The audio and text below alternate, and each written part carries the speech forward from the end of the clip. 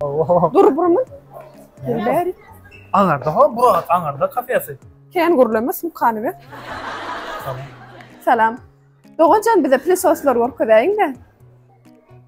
Bir soğuk ne yemek olayım? Neme değil, sen işini birleştirecek oynan.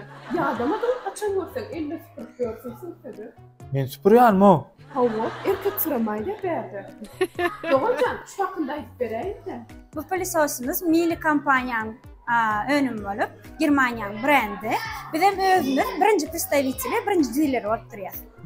Bahası 12 min manat. 12 min manat değil mi? Yeterli de, Ferit Germanya'nın oyunu diye. Geriye bakın. Şeyle mi? Hava. Nemene kırmaş.